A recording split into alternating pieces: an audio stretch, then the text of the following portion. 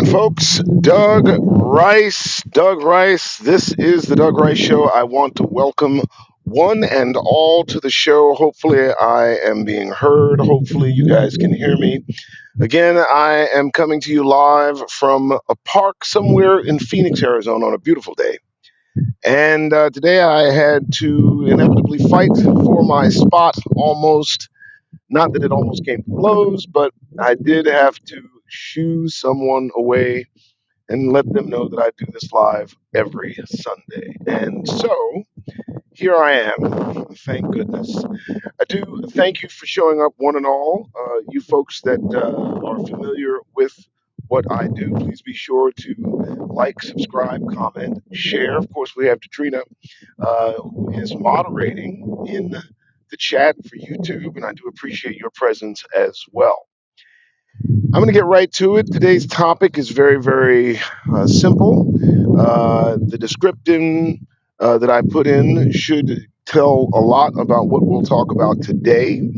One of the main points I'll make today regarding who's who and what's what is the chasm and divide that we see growing between those who are now becoming more vocal in their politics, in their beliefs, in their racism, and those of us who are growing more enlightened in our identity and reclaiming that which is ours. Now, look, over the last few weeks, I have come upon some very interesting information that I've shared on several of my social media platforms, including Facebook, TikTok, the formerly known as Twitter, the X. And recently, I came upon a YouTube channel that is exceptionally good at disseminating information and one that I've recommended highly, and I think I've shared that as well. The latest offering that they had involved the description, identifying, and scriptural pointing out of exactly the origins of white people. And as much as this may pain some of you to listen to, some of you may have sensitive ears, sensitive mindset regarding the identities of individuals on this planet. I think it is imperative that we all take a very close look at the recent discoveries made and assertions laid. And let me tell you something, folks. It's not a pretty picture. It's not. It's becoming uglier and uglier by the day. And we see that manifest itself in the actions of these beings that surround us all, calling themselves white people. Now, the who's who and what's what are definitive in two characteristics, two demographics, and I've chosen a simple divide between Negroes and the rest of the nations. Again, I'll say who's who and what and what's what in my mind goes to describing just two individuals because as I've said before, Negroes have no allies on this planet that I see. I only see us against those that enslaved us, those involving Psalms 83, and of course our peril of Deuteronomy 28. Who's who and what's what? I think it's a good question. um, As I said in the description, we'd be covering who we are juxtaposed to who the rest of the nations are, and it's a picture that's not as attractive as most might like. It is information that has come to light through use of apocryphal books. We all know the scriptures have been tainted by the Romans. Many books have been removed, taken out. These books include the second book of Enoch, as well as the books of Adam and Eve, which tell what I consider to be a very expansive story, identifying exactly who the players are, who's involved, who is a man, and who is mankind. Now, I don't know if you guys had a chance to take a look at the offering of the channel I recommended, and I want to give them their due respect. So I want to make sure I have exactly who they are. But it was an eye opening epiphany, and I want to get to them here. They identified the origins of white people, and those are in the individuals that identify themselves as white. I'm not making fun or choosing to single anyone out. I'm talking about those individuals that have gone so far as to make the identifying marker, calling themselves who who's calling themselves white people. And that is from Open Diary, Man and Mankind, the Origin of White People. I did share that on my Facebook feed, and it's about 90 minutes of really some compelling information. And I intend to kind of point out a few of the topics and few of the subjects that they brought to light. But most importantly, I want to talk about who we are as Negroes, members of the royal line of Judah, members and descendants of Abraham, David, man, and as opposed to mankind. Who's who and what's what. And it's an eye-opening epiphany. It is almost startling to understand exactly the players in this field. When we talk about man, it's made perfectly clear to me that man involves the descendants of those who come from Adam and Eve specifically. And this is very, very important to understand because it puts in correct correlation those who are mankind or who are like men but not men. And let me just go into it as deeply as I can without just reviewing every bit of the information. A lot of this comes from the apocryphal books. A lot of it from Enoch, second book of Enoch, and a lot of it also comes from the books of Adam and Eve, which tell a riveting story of how man was created, what identifies as man, and how that plays into who we are as a people in relation to the folks that oppose us at every turn, who continue to murder us, who continue to persecute us, who continue to chase us down, and they themselves make their own divide by slating themselves as mankind and of course in relation to who men or who man is. One of the things Open Diary talked about was you can only create a man from a male and a female version of man. And this was an extremely eye-opening point that I heard them make. It also talks about the breath of life being infused into man by the Creator, by God Almighty. This is a different being than the individuals who claim that they are white people. Uh, and if you kind of check out the trajectory of how history has laid, you find that these individuals who walk about devoid of neuromelanin, claiming to be men, in fact descend from individuals who did not have the breath of life in them. They did not have that breath of life created in them. Now, when we talk about who's who and what's what, well, the who's who is pretty definitive. Adam and Eve both are man. When they came together, formed another man. And that Cain, that firstborn, uh, Eve exclaimed that she made a man with the help of God Almighty.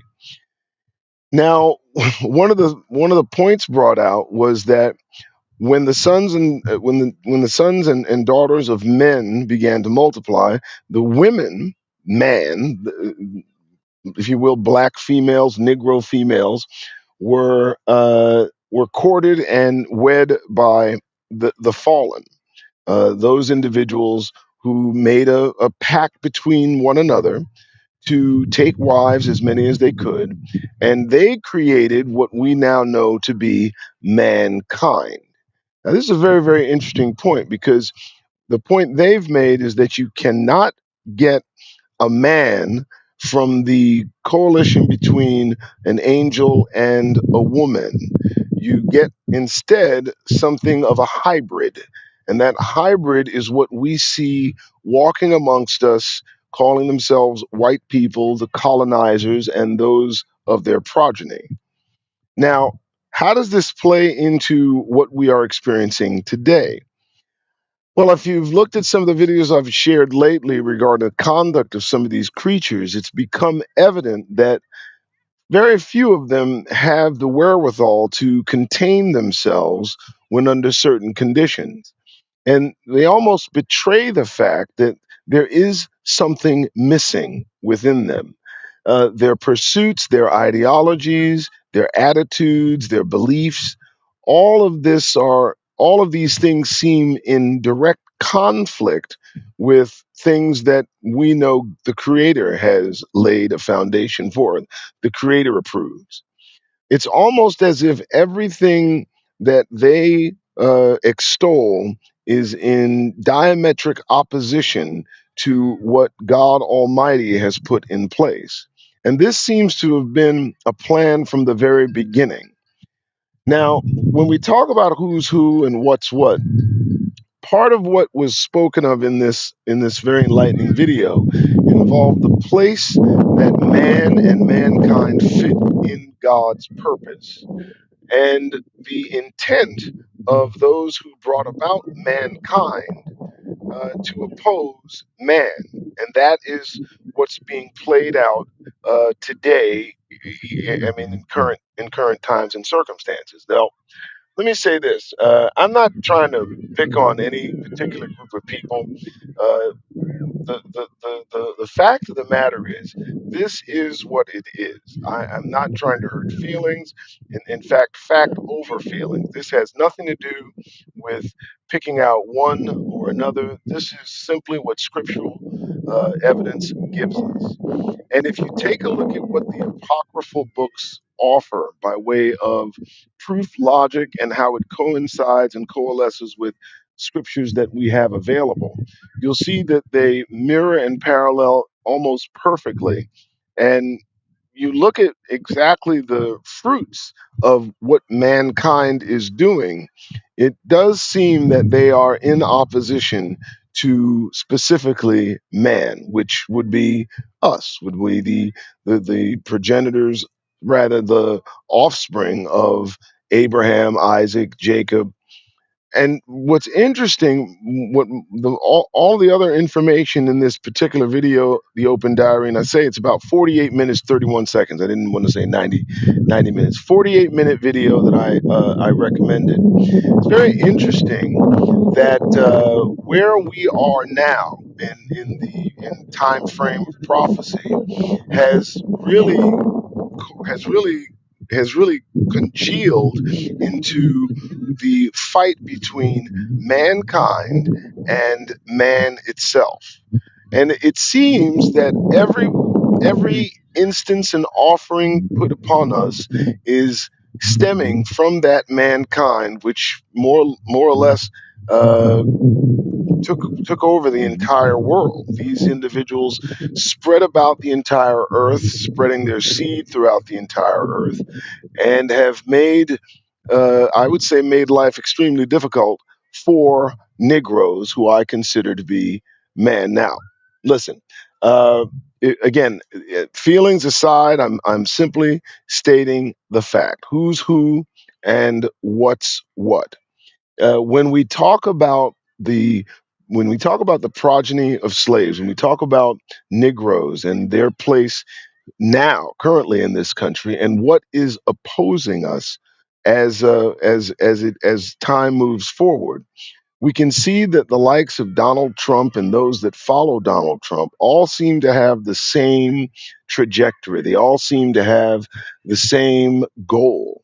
And that goal appears to be marginalizing and minimizing our rise, our ability to be Negroes.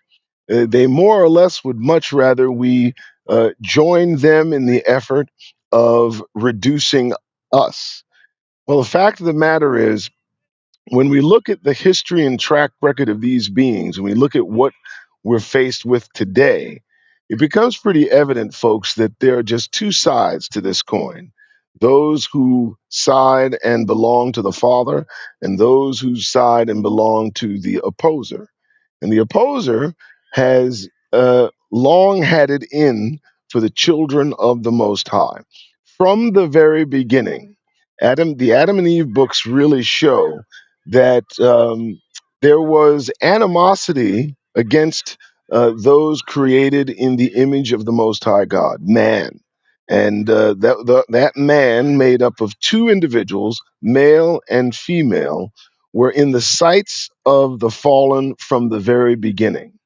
And they set upon the earth the plan and purpose to increase their progeny and to have their offspring take over the planet and do with it what they will.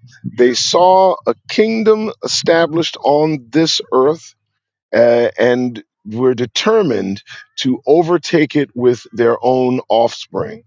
And if you read the books of Adam and Eve, if you get those apocryphal books, you'll find that the story seems consistent throughout time.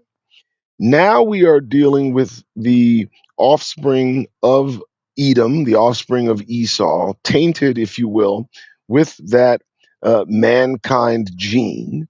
And there just seems to be a push to overtake the entire earth in totality. Now, for the last few hundred or maybe even thousands of years, we've seen these individuals and what they do, what they put upon the earth. We've seen their values, we've seen their belief systems infused in truth, skewing it to fit their own ends.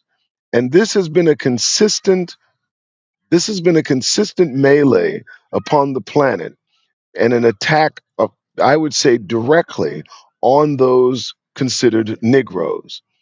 Now, what's what? Well, it seems that there seems to be a culmination of events that are transpiring right now. We have a direct frontal attack on Black people in this country. We have a rise of white nationalism, white supremacy that seems to be making itself felt in every corner of this country. Recently, my oldest has told me, she works at the airport, has told me that she's seen the arming of these individuals who themselves call themselves white people, and they're going through the airports in mass with guns, preparing for some great cataclysm they see on the horizon. We've seen them telegraph what it is they intend. Some In some very near future, they they appear readying themselves for a fight of some sort. Now, if you're not under the understanding that the target is Negroes, the target is man, well, then you may have missed the plot. This is very, very simple. Uh, we kind of see their end coming, and I'm sure that they see it as well. The culmination of their history has now played itself into present day, and it appears that they're on the very last gasp of power, seemingly slipping through their hands and into the hands of Negroes. As we know, Esau is the end of things, Jacob the beginning. And I believe they're seeing their leaders leading them off the cliff. They see their financial systems and all that they believe and trust in slowly crumbling away. They understand that there is a paradigm shift about to occur, and it involves those who call themselves mankind against those who are considered man. And we seem to almost be left behind in their plans to overtake the world, and they simply want what they've called a second golden age. Well, And nothing could be further from the truth. I think that they set in place and in plan uh, their final moves, the final mechanisms of their own demise. And it's begun back in the Garden of Eden, down to this earth, throughout history. And I believe they're going to come full circle, hopefully, doing away with those who seem determined to do away with us. Who's who and what's what. But tell me if you guys understand and agree. Can you not see yourselves the divide that seemingly is taking hold? I don't know if you can see the movements involving money and power and the rise of white nationalism, the rise of hatred toward Negroes. We've had, I believe, here recently, one show up brutally murdered. I believe I shared that. And if you look at some of the videos that I've shared here recently, the activities, the attitudes, and actions of these beings is now becoming more and more pronounced in how they feel and what they believe, and it's almost as if they feel their power slipping away, but and they know that something is amiss, but they can't quite put their finger on it. Well, in looking at that video and looking at Open Diary's video, it stands to reason that their need for continuous wealth and holdings is a direct affect of their lack of that breath of life that they did not have blown in them. They seem to be grasping at something to fill themselves. An emptiness is upon them, and that emptiness, in my opinion, grows. I've said it before, as we sit upon or under the sun on the surface of this planet, there seems to be something occurring within its structure. They seem to be reacting to whatever the sun is doing, and it may be that because their origins are not of the Father, but their origins are of the fallen. They seem to be in direct knowledge of that circumstance and are scurrying like rats in a trap, trying to find a way out of their current circumstances.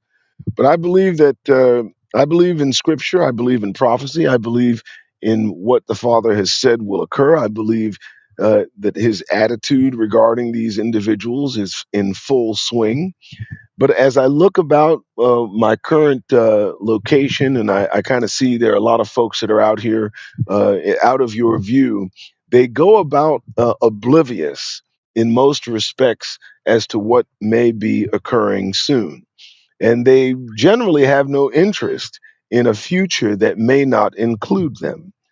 That may change. That circumstance may change. Their attention may be gathered as circumstances continue to evolve.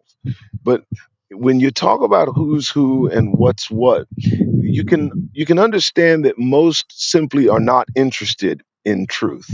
Most are not interested in what is. They're more or less interested in what they hope to be, and it, in my estimation, will be an eye-opening epiphany for most of these individuals that find themselves on the receiving end of God's judgment, soon to be meted out upon the entire earth. Now, I know that's a lot as I try to disseminate this information. I simply I was taken almost aback by the information brought about by the young lady that runs Open Diary, and she made it so very plain, and it explains so much of what you see regarding their conduct and what they do towards us. It's almost as if their actions cannot be helped. It's almost as if it's beyond their own control to act out and to attack that which they don't understand and that which they don't agree with. Let me just say this, folks. when I look at the population of the United States specifically and watch them retrograde into a time where, where white skin was the order of the day and black skin had to go away, I got to tell you, man, it's a scary sight. It's a scary sight, and I think that the times will catch up with our circumstances in short order. There will be, in my mind, a moment when so many Negroes that walk about this country oblivious to what I believe is about to occur will suddenly get the picture. They'll suddenly at some point understand that we were in danger the entire time. Uh, these individuals are hell bent toward a movement that I believe may culminate in a melee of murder against Negroes specifically. Like a light switch will soon be flipped. And if we're not in the correct position to be elsewhere, I do believe that we will be in dire circumstances everywhere. That is my belief. Who's who, what's what. I think we've gotten. I think we've gotten enough of a warning, and I think there's enough information out there to make the best determination of what we need to do next. This I consider to be the calm before the storm. A lot of what I look at regarding news is sounding the alarm. They talk about a collapse of the financial system. I believe some of you know that Donald Trump has determined he's going to go to Fort Knox to see if the gold is in Fort Knox. That ought to be an interesting occurrence. If it's not all there, a lot may happen. And right now, I think you have the opportunity to make the plans needed, the necessary moves required to make sure that you and your family are safe. Because there will come a moment when you will realize you are unsafe. And that will coincide with the moment that you realize you were always unsafe. I wanted to get that out. I'm so glad that I was able to do so. My name again is Doug Rice, Doug Rice Show. I try to come every week and at least give you some narrative and narration as to what I've checked out in the previous week. I do this every Sunday if I can. If I can get back to doing topics, I will. What I try to deliver to you is a clear and concise view on what may occur based on what has occurred. And it's my opinion that unless and until we Negroes, those of us trapped here through circumstances beyond our control, who are the progeny of slaves, they want us to forget who we are. They'd much rather that we congeal with the rest of the world and simply be a part of their thing. And that is what we cannot do. We must maintain a separate and apart condition, both mentally, physically, and spiritually, from these individuals. If we do not do so, we will lose ourselves and to the lesson that we've learned. I say that because who we are as the royal line of Judah should never be put on the recess of your mind. It should always be in the forefront and should always lead with that quietly as you go about your living in this country. And remember, as planes fall out of the sky, I think we've had like five of those happen. As their attitudes become more pronounced, more directed toward our destruction and demise, remember that you'll have just a small window of opportunity to ready yourselves for what comes next. And I might say, folks, that whatever comes next will come quickly, and it won't be pretty, and it may even be brutal. They seem to be preparing for a war amongst each other, and that war may culminate in turning their weapons in our direction. Do not fall for the smile, do not fall for the politeness, do not fall for the calmness, do not fall for the civility that these individuals present to you, because at the flip of a switch, at the turn of a hand, all of that can go away and their true sentiment will be displayed. Most of these individuals kind of go off the deep end when alcohol is introduced into their system.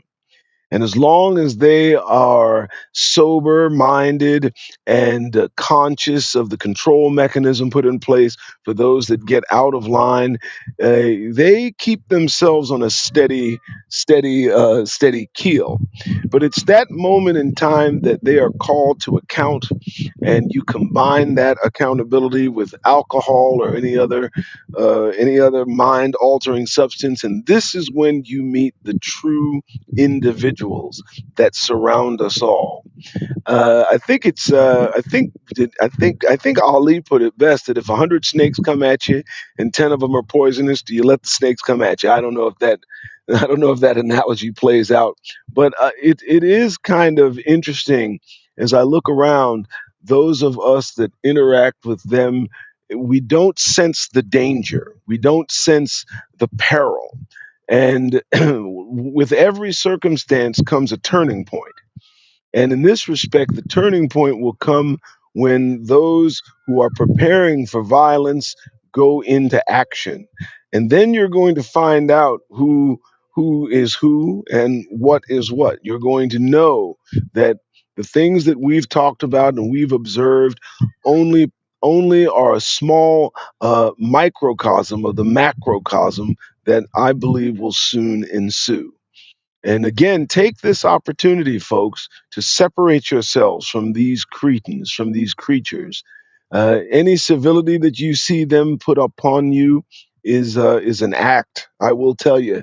If you make known your knowledge of them, the sentiment towards you will change almost immediately. It's only as you present yourself to them, a friend, cordial, civil, self-deprecating Negro, they return in kind that false sense of civility.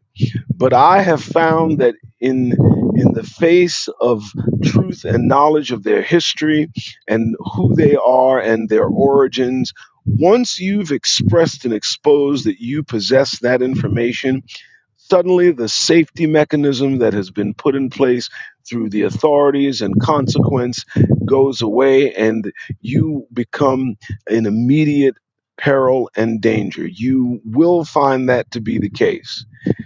Again, I do appreciate you showing up, folks. I try not to make my lives too long.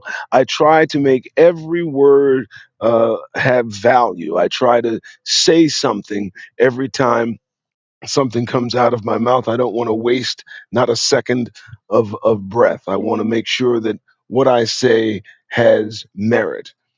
I want you to take a look at my Facebook feed. Take a look at some of the things that I've written on my YouTube. The YouTube channel doesn't just have videos, folks. The YouTube channel also has the community section, which allows you to post.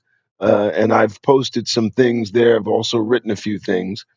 I do appreciate you showing up today. I appreciate all of you being here. To say that I'm sounding the alarm is more likely that's a downplay in what I'm doing. What I'm truly trying to do is have all this will soon be a situation of self-preservation. That what you experience now is not what you will experience later, and those that you look to and consider friends, and even some family will turn against you. We are in the last days. I do believe it. Uh, for spiritual nourishments, I always suggest that you turn to T.L. Ministries, that you turn to Brother Yacoba, Brother Teo, also Dante Fortson. These are individuals that I recommend highly, and the only ones that I recommend as highly as I do. I am simply a narrator of the narrative. I am simply an observer of the observable. And I try my best to give you the best compact uh, compact conclusions that I've come to over the last week. I do appreciate your time. For goodness sake, if you are so inclined, do me a favor, folks. You can look to Cash App, the Doug Rice Show, support this effort. As you probably know, I've told you I drive a cab for a living. I take every advantage that I can in telling every person I can, not only about what I've discovered, the information I have parlayed, but I also try to promote my show when I can, when I get a Negro in my back seat, as well as when I get a Gentile who has any inclination toward hearing, I let them have this information with both barrels. I am this person in real life. I've told more than a few who sit in my cab exactly what they are facing, their future, and what they can do to escape the enslavement that will soon be set upon them. I do this not just as an obligation to inform, but also, in hopes that maybe some will open up their eyes and take in the information that I have to offer and act on it.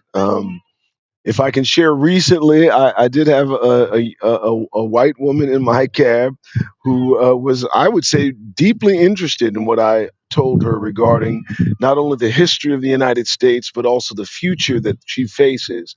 And I gave her very definitive instructions that if she sees Negroes being offered the way out, that she needs to walk up to the first Negro she sees and ask if she can go with us. I told her that you have two choices: enslavement in this country, or being a servant to Negroes when we leave. And I give no cut.